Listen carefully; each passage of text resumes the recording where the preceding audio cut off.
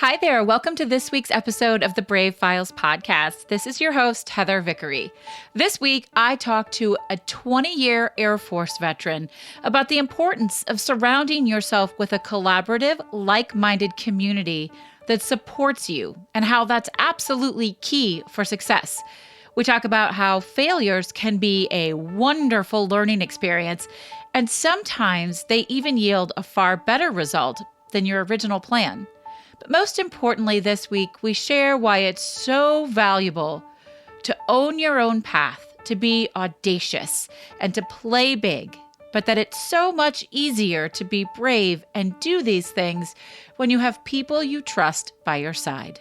You know, one of the ways that we can strengthen ourselves and be strong, empowered forces of nature is by taking control of our own lives and deciding to be the best versions of ourselves possible. It all starts with well-being and taking action. And that's why I've produced the Vickery & Co. Masterclass Series 2020. These are fantastic classes that are designed to get you into action, help you feel good, and be the boss of your own life. We still have 5 classes available, including classes on beating imposter syndrome, writing kick-ass sales pages, living an abundant life, taking strategic action, and having it all by unlocking your own emotional intelligence. If this sounds like something you might be interested in, then check it out. All of these classes are listed and you can register by visiting us at brave.vickeryandco.com/masterclasses2020. Again, that is brave.vickeryandco.com/masterclasses2020. Now here's the show. Unconventional, free spirit, driven. This is Heather Vickery, and you're listening to The Brave Files, stories from people living courageously. When we choose bravely in big and small ways, it powerfully elevates our lives. I hope these stories connect with you and encourage you to embrace bravery in every possible way, day after day. Together, we can build a movement of courageous living that enriches both our lives and our communities. And if you enjoy the show, I ask you to please share it with others. Maybe think of someone who you want to choose bravely right alongside you. Thanks for tuning in. Now here's the show. Hey everybody, it's Heather Vickery. Welcome to the Brave Files. I'm so excited to have you here today. Today we're joined by James Van-Prooyen.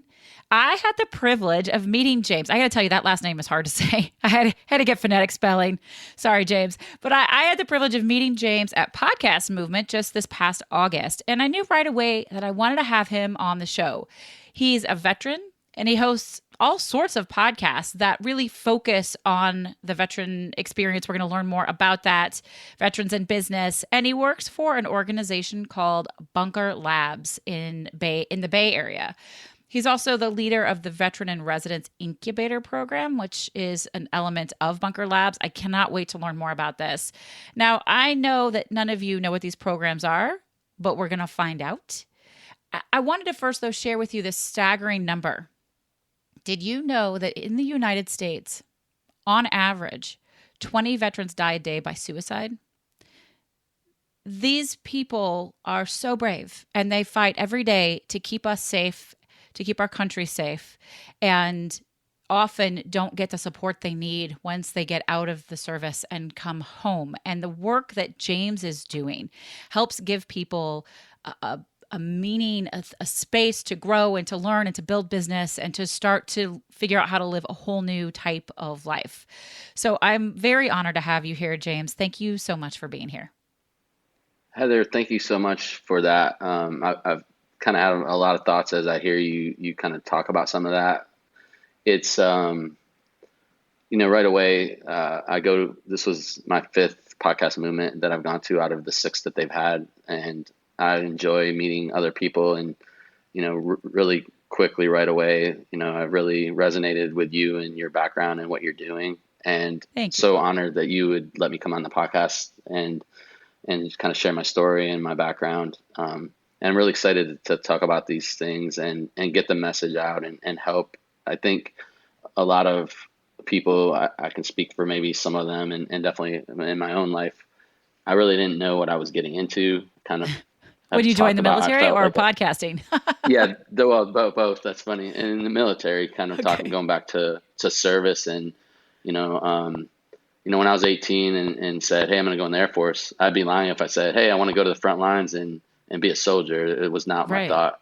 I kind of was Yeah. like, "Oh, Top Gun was a movie that I liked back then, and Yeah. really, interestingly enough, did influence me to want to go in the military. And it wasn't the fighting scenes, because there's really not a whole lot of fighting in there, that what drew me in. It was more the camaraderie and some of the other aspects of that military culture, that I was like, oh, I could do that for 4 years, and that seems pretty cool.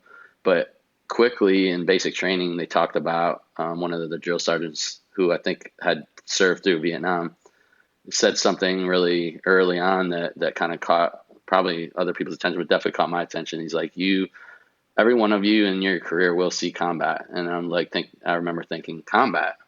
I'm in the Air Force. Like, why would I I see didn't sign up combat? for that. What? Yeah, like, whoa, time out. So, 20 years later, and doing, serving all over the world, and I went in 1995, so kind of post or pre 9/11, things were a lot different. I Well, was that's in what I was going to communications. ask. How did they know you were going to be pre 9/11? We weren't at war. And so how did they know you were going to see combat? That's a very interesting question, and I wish, in a way, I could find out who that was that said it, and maybe ask. It was. I came in. I was in high school during Desert Storm, so I remember in Right. basketball practice, like them talking a lot about the invasion, and us, getting involved in that conflict. So I was aware of those kind of things. We were still, when I was in, still doing very heavily involved in kind of post Desert Storm, of like, because if everyone remembers back, we were kind of trying to contain Saddam Right. Hussein at that point. Like, you can only do things because there was a no-fly zone. You can only fly from here to here. And so even early in my time, kind of fast forward after basic training, first unit I went to was a kind of a tactical communication unit. I was in IT kind of early on of internet things that were happening in 1995. But our Very role as early a internet things in yeah, and our role 1995. as a unit was to basically, there's a thing in the Air Force called AWACS, and I forget what it stands for, but basically they're like a plane that flies around and communicates between pilots and ground operators, and kind of surveillance of and communication of a overall um, uh, sight picture of the battle space. Right. And so Okay. our unit was kind of like an augment to that, where like we could do on the ground. We had all the capability with operators inside of these vans, and all the communication equipment that supported that, with the radar and stuff.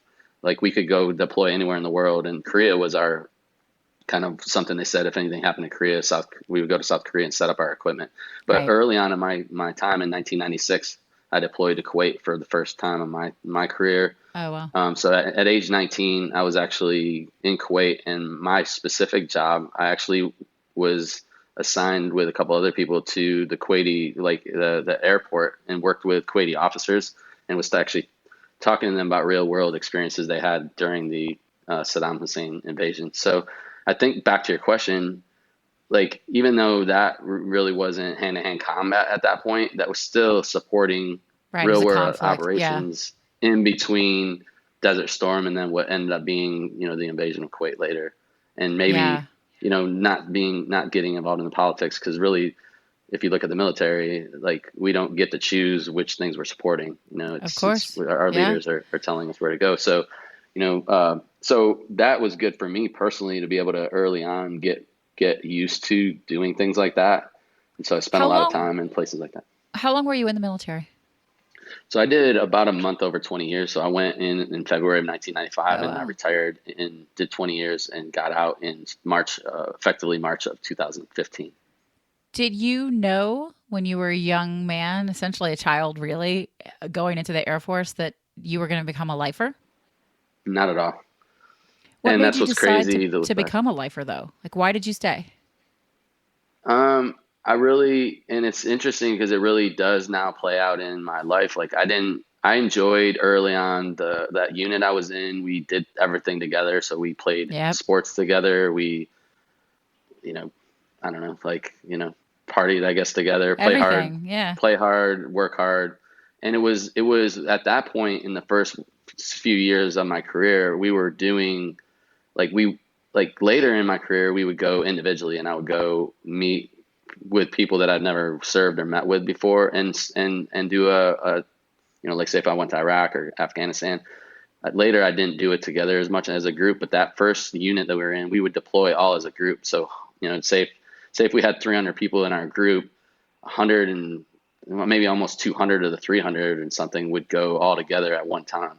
Right. So Okay. when we kind of did everything together. And so those early days that's, like I enjoyed it. Like, my best friend to this day I met at that unit, and, Yeah. it really set the stage for post 9/11 because I got used to getting a lot of we practiced getting ready for chemical attacks, and, Oh, it's we terrifying. like everything you would need to do all these things, we were trained from early on. So, I guess you just start to, all those things kind of build on each other. Like when, in basic training, when they said those things, like everything changed. I say slowly, but in a way, a lot of it changed. It's different conceptually when you're like, oh yeah, I want to go raise my right hand and go serve and die for it, something. But when you start to be with people, like you want to be there for the guy next to you. So it's bigger than just conceptually starts to be real. When you're in Kuwait and seeing, people talk about, it's one thing to be in basketball practice and hear, oh, one country's invading another. But when you're with the people and they're describing physically on the ground what happened, and you're seeing, and not to be too graphic, but like physical Right. things, like blood stains on buildings, and like, here's where Saddam Hussein did this, and this is what happened that day when they came in. When you see the US's response, I mean, that's, for me personally, that's what drove me to want to do those kind of things more and more. It's like, it wasn't conceptual anymore. It's like, okay, I have a job to do. Yeah. My job is to go wherever I'm called to go, and I want to do that. And then September 11th, it just became even more. Yeah. What I feel like I just heard you say was when you're on the ground and you can see the injustices happening throughout the world, it felt important to be part of correcting those injustices. Yeah, and it felt like, overall you're just a part of something bigger than any one person. And, Yeah. Well, so this is fascinating to me because you were in for 20 years, you retired, you're still a very young man, which is something I've always found fascinating about the military. If you enter young, I mean, it's kind of awesome, right? You've got retired benefits and all of that, and you get to sort of start over again. But that has to be a really difficult transition for a veteran to go into civilian life. It's so brave, I think, to go, but you can tell me if it felt brave, but to go from a structured life with all of your good friends where you do everything together to building this life on your own. What did that process feel like for you? Well, that's a great question. And I'm really kind of reflecting back, and it's hard to think of yourself as brave. Like I definitely started to be where, you just know, like, I mean, when you're young, you feel like you're invincible. So I still feel a little bit that way at 43. But, I was like one of those hard chargers. I was like, okay, like, I don't care. I'm trained. This is what I'm doing. I've raised my right hand. I want to do it. I'm all in. And so it didn't matter where I went, like, and with the way the military is set up, like you just never know exactly what job you're going to do where. So, Right. So some of the last unit I was in was a joint communication unit. So we served with, it was more Air Force and Army than the other branches, but we had all different service represented. Okay. So we, would do different mission sets, supporting, Navy SEALs and Army Rangers and those kind of units as a unit, as Right. a communication piece. But by and large, as an IT guy, you're never usually going to be a person that's going to go, kick doors down and go hand-to-hand combat.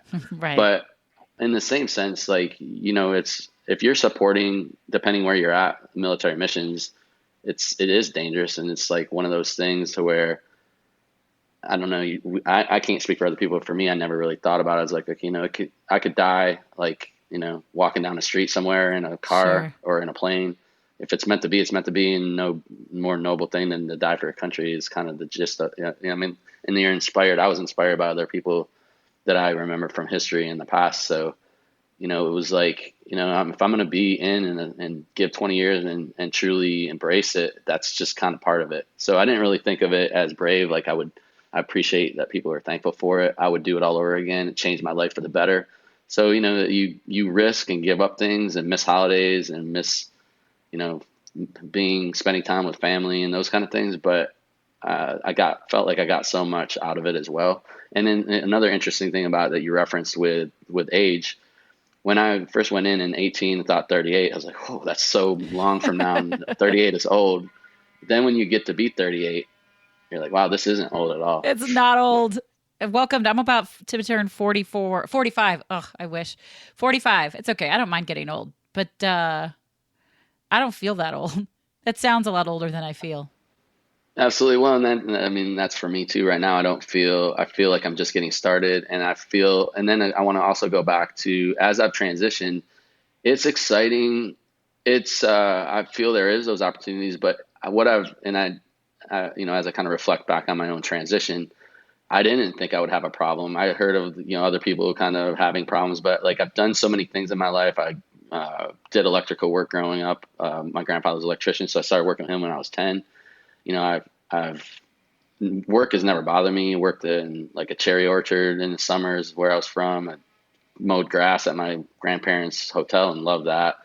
Like I just felt like, and I worked at a cabinet shop part time while I was worked at McDonald's growing up. So I had all these things I could do. I did IT, but I Did didn't it view feel it. lonely?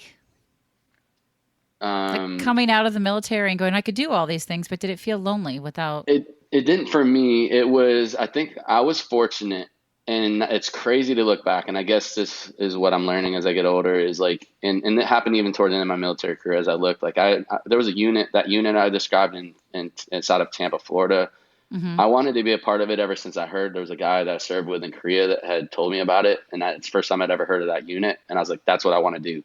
So I kept telling everyone that's what I wanted to do, but I didn't know I would actually get to finish up. And that was actually a big reason why I retired. If I had 3 years left at that unit at 20 years, I would have done 23 because I loved that unit. Oh, wow.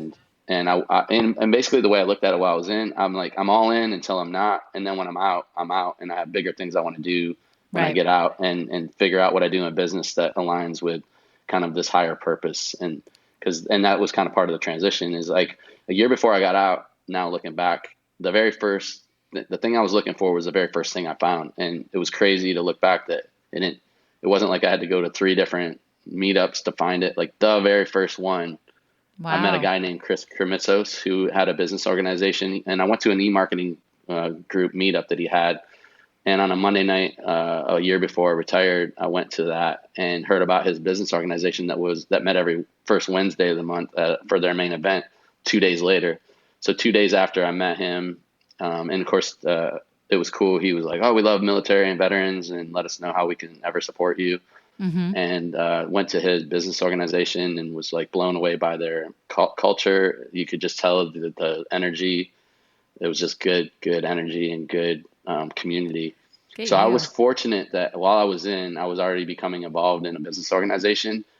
So I was replacing one community and starting to transition into other communities. And then All another, right. where I talk and you introduced me with the Ragnar podcast. I actually started in 2010, got kind of roped into our military unit put in a team for this relay race called Ragnar Relay. So that's another very cool community that's good, because you want to stay fit and be competitive and so I was starting to become a part of communities that I'd already been exposed to and then was Right. starting to have.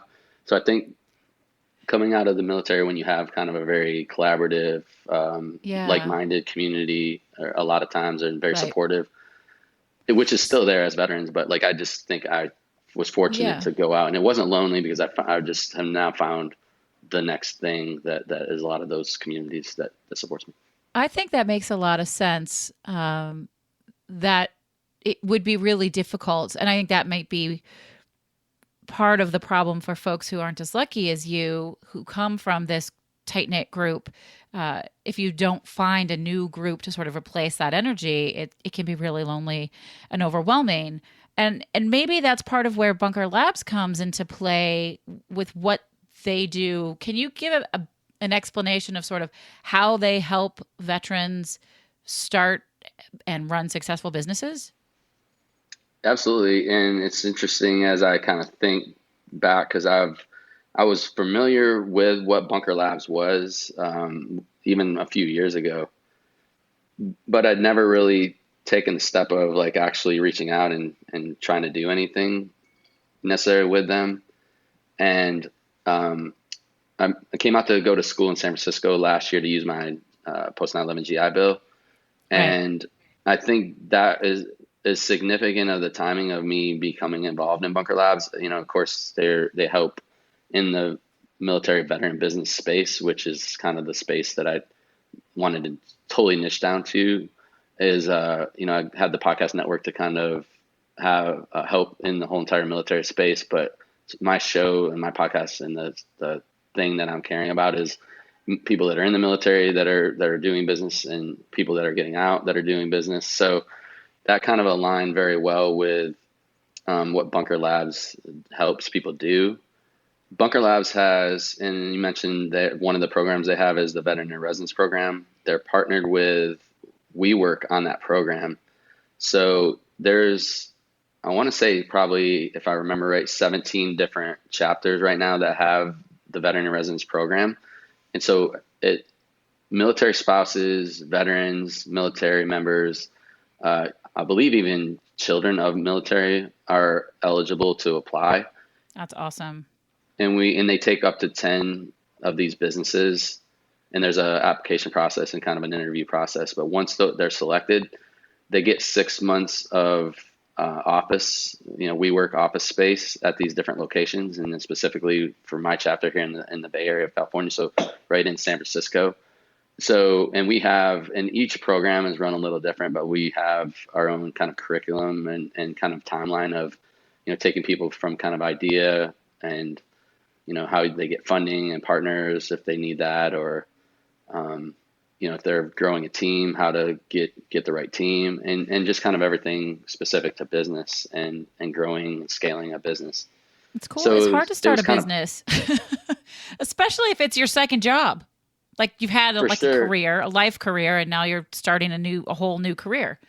for sure, and that's kind of why it resonates with me is like, and it's my target market. If you kind of step back, if I'm doing a podcast about, you know, kind of the veterans in business show, and I called it kind of a business show because I didn't really want to only interview veteran business or military businesses. I wanted to actually interview things like the founder of Bunker Labs and these other Right. resources and entities and topics related to, I mean, because not that there's anything different with you know, another business owner and a military or veteran business owner, but I really wanted to kind of highlight and help in that space on kind of some of those areas that I felt are needed. And so Bunker Labs really helps to be a part of this program because by now being involved in a 6-month group of people, like I'm watching and seeing not only my own things that I'm having to deal with of starting and growing a business, but also what they are. So, Yeah. you know, it's kind of perfect for me personally to be in the space. So it was like, and then it also, I think you talked a little bit about, is another kind of subset of, you know, kind of finding you know, and I think they would kind of describe themselves as, you know, kind of a tribe. And so you find, you know, Sure. outside of the military space now, a bunch of military related people that kind of somewhat speak the same language and have had the same experiences that are all now in community together. So I think Bunker Labs, a good way to think about is to find that community that helps foster, Yeah. grow business, because they have, if you go on the Bunker Labs website, they have something called Launch Lab online. So you can go online and see, you know, kind of maybe even if you know, if your idea is what you want to do, and kind of helps you get an idea of where you're at, and if this kind of, if entrepreneurship's for you. And then we kind of mentioned that they had the veteran in residence program as one thing, but they also have, it's almost like kind of a community event of like the greater communities in the cities that Bunker Labs has chapters in.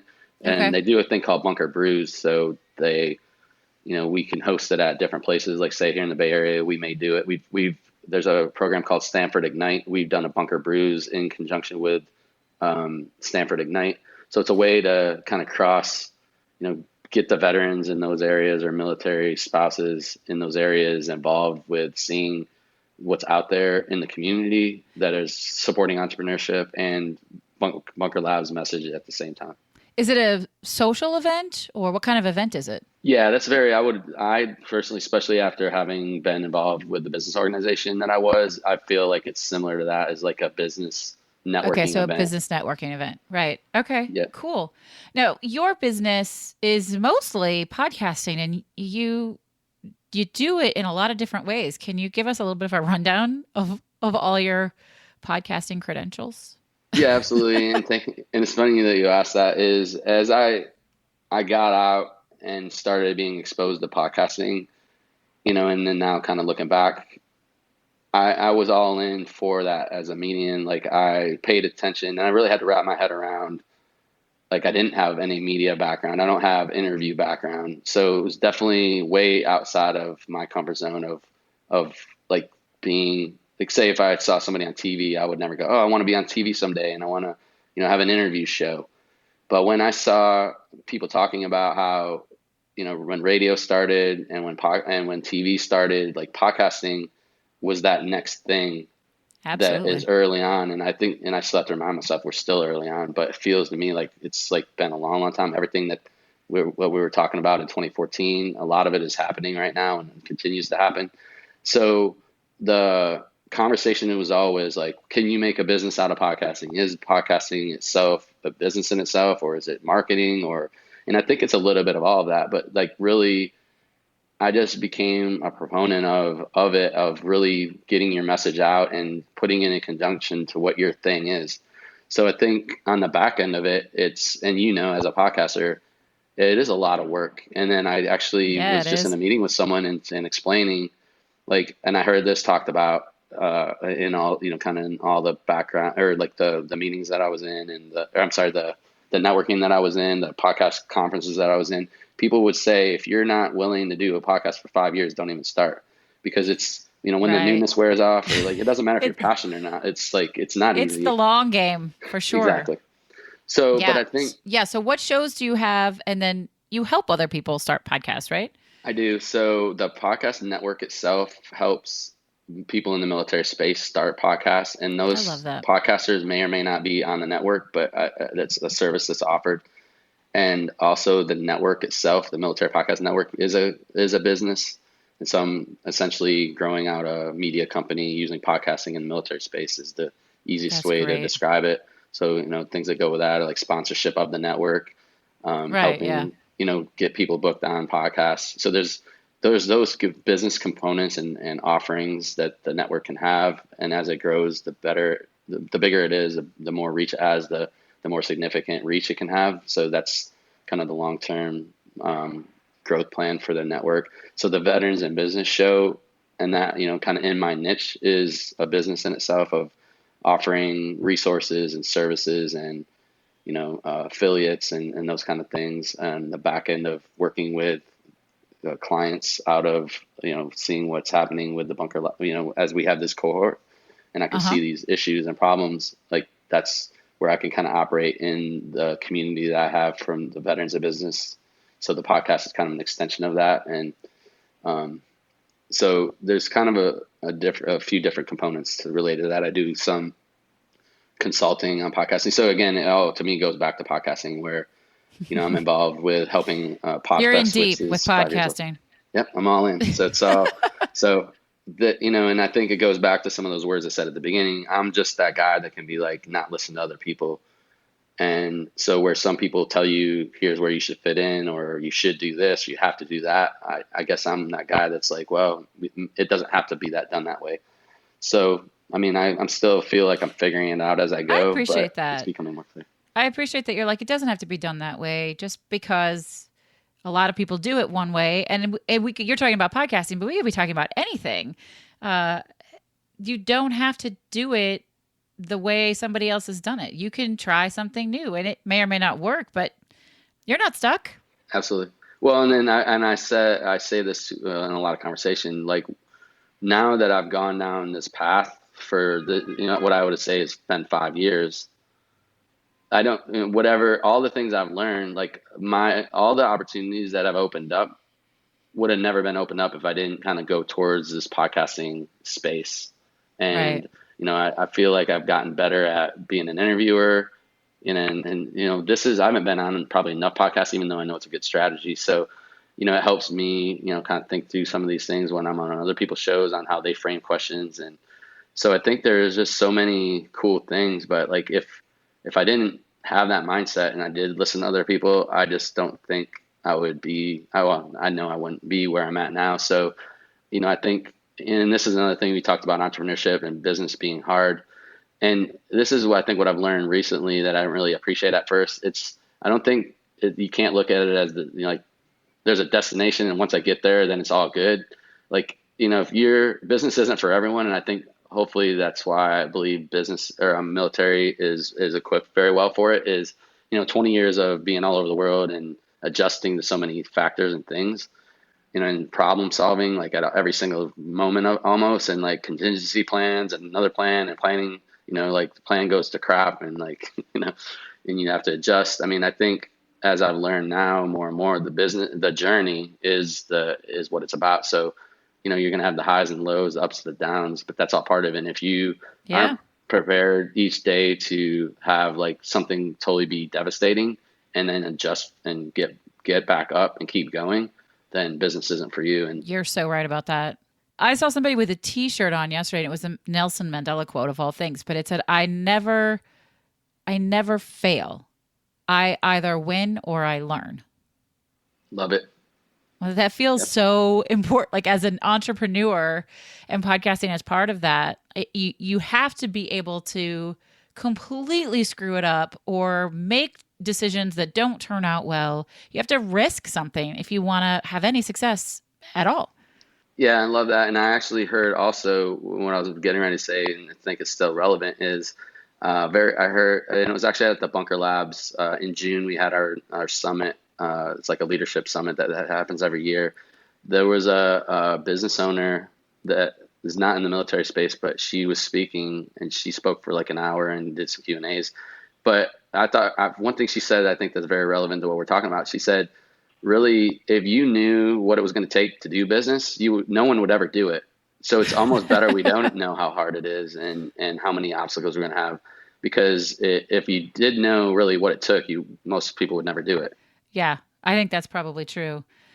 I would love to know. We talked about, and you said you hadn't really thought of it as brave of getting out of the. We obviously know being in the military is brave, kind of your textbook definition of it. But getting out and starting this business, and so when did you feel, if you look back on your life so far, and you're still young, but when have you felt your most brave? Wow, that's such a great question.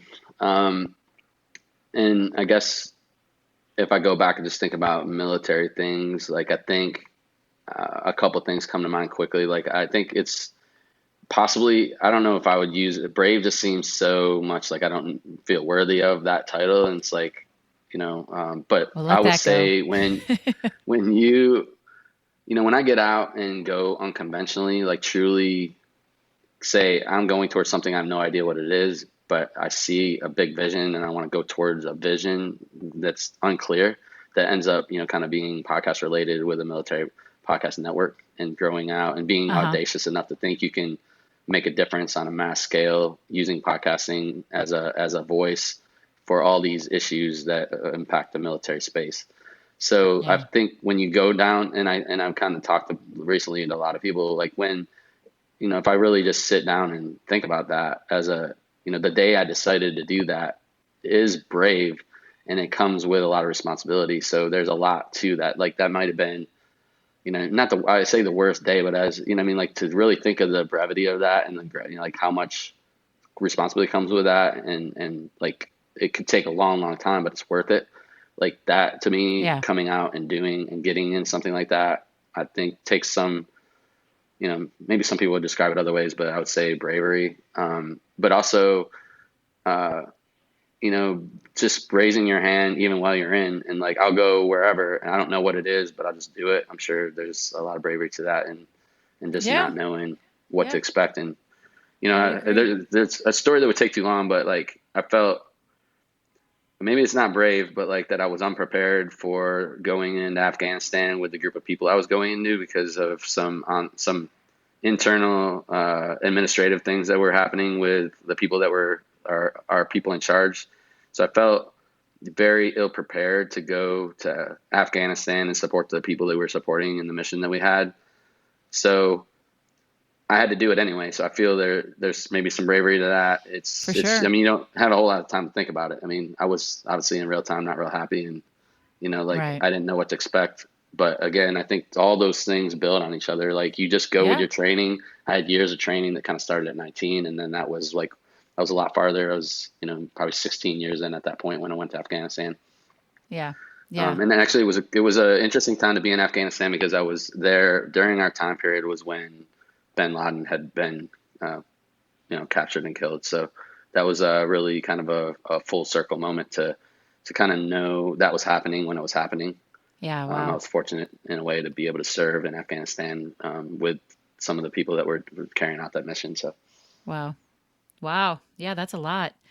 So many elements of your life, so many successes. I love I love your outlook on everything. How do you celebrate big and little successes, things that go well, a great interview or a client who does something like whatever it is? How do you celebrate?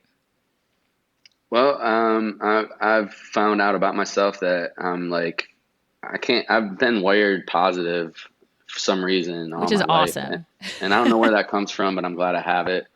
But I can't handle like negative, and if I believe something can't work, it frustrates me, and I want to, like, not really do it, but like in my mind, I'm like, I just want to smash my head against the wall. Like, there's got to be a way. So I'm one of those people that just figures, okay, what's another way we can do it? Like, I I can't love come that. into something thinking, oh, here's all the ways it probably won't work. Like, then why are we doing it? I'm either all in. And the older, the more I was in the military, it's like, okay, now that I know I'm not getting out, let's do this. Yeah. And then when I got out, it's like, okay, now what's next? Okay, let me figure out this business thing. I think that's what drives me is like, I'm that person's like, I don't know how to do it, but I'll figure it out. But what I haven't been able to do probably very well, and it kind of goes back to the military, is like, we didn't sit around and be like, oh, look at all the great things we did. Well, but Let's celebration isn't about that. It's like we did this good thing and we want to honor that we did this great thing. yeah, we probably did, and I probably didn't concentrate on it very much. It's like, okay, cool, we're just have a way to, we're gonna eat some food and talk about it, but we didn't. I mean, in a way, I didn't do well at dwelling on it. It was always to the next thing. Okay, yes, Yeah. how can we learn from it? How can we do it better? But what's the next thing? So I think as I've gotten older, I'm trying, and I don't know how well I'm doing it, but to slow down and enjoy the moment. Because Good for when you're you. younger, you feel like there'll be another moment. Why wouldn't there be?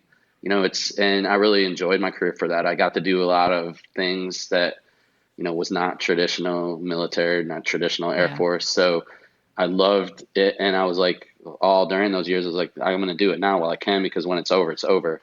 And then when it was over, okay, now let me find the next thing and That's kind of right. dive into that and go all in. But I think, that's what I'm learning with the business and with entrepreneurship. Like, there's been some phenomenal things that happen, and then it feels like the next day there could be a bunch of negative, bad stuff that are happening. And I mean, my mind is always like, more and more, the more days you have that are good, you're like, it can be, it's okay. Like, you literally just go sleep on it or take a break, and it could be like 40 things tomorrow that are better, or this may be just a way that's going to be actually better in the future. If Absolutely. you do look back, Yeah. the thing you thought that shouldn't work out, that didn't, is actually good that it didn't work out in a way. So Absolutely. I agree with you. Things work out the way they're supposed to. I think for me, it's just doing better at actually celebrating those wins. So I don't know if I do it well, but I'm learning to try to do it better. All right. Well, keep practicing. You can let us know. So I know that Bunker Labs is a charitable organization, and they're going to be our charity of the week. But very quickly, because we're coming really close to needing to close the show out. What is one of your other favorite charitable organizations to support? Yeah, I think I will say Red Cross is a very good charity or cause. And when I was growing up, actually, right before I graduated from high school, and 2 days later, our house burned down. Oh my Kind of long goodness. story that I won't go into, but the support, I'll never forget the support that Red Cross gave us right after that. And I just kind of in real time saw how good it can be in that kind of time of need. Yeah. And then I kind of think it's very much in It's a alignment to great everything organization. we just talked about, with military and veterans and what we get as support, and knowing how critical those things are. I think Red Cross just touches so many different things that's the one I would say. Thank you for that. Will you give us your 3 words one more time? Free spirit, driven, and unconventional. All right. Well, they are excellent words, and I think you are all of those things. I love it. They're great word choice. James, I've really enjoyed getting a chance to get to know you a little bit better. I love your positive energy and attitude. It just doesn't look like there's ever anything that you're not afraid to tackle, and I admire that. Thank you, Heather. I appreciate that. It's been an honor to be on your podcast. Thank you to your audience. And please, if anybody ever, if I can do anything for anyone, I'm very accessible. I'm on all platforms, so you can definitely. Yeah, no, James is easy to find. We'll have all your contact information up on our show notes.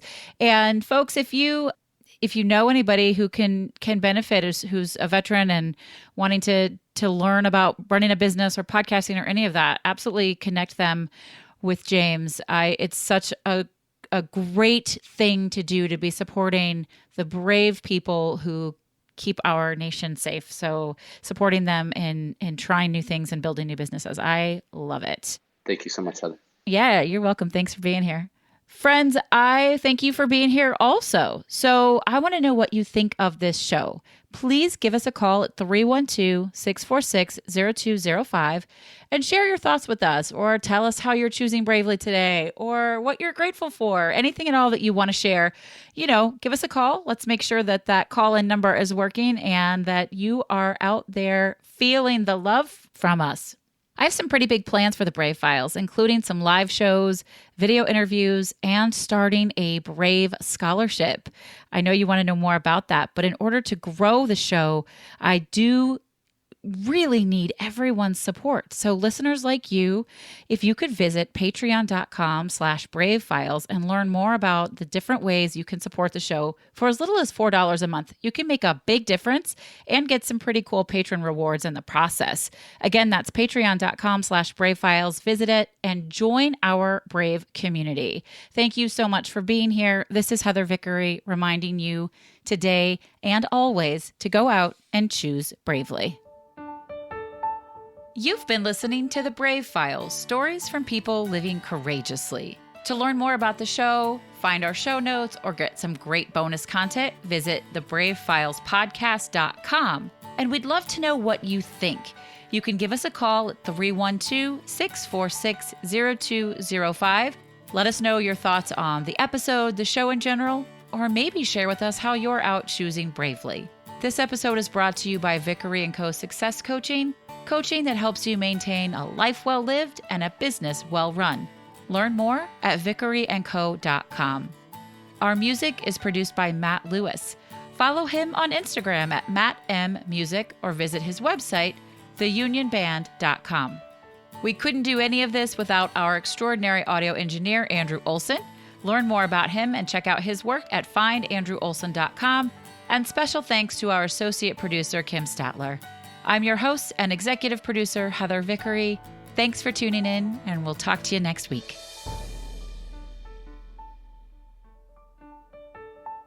This episode is brought to you by Audible. Audible content includes an unmatched selection of audiobooks. Check it out for yourself and get your 30-day free trial, including one free audiobook. Simply visit audibletrial.com/thebravefiles and voila, free audiobooks. What could be better than that?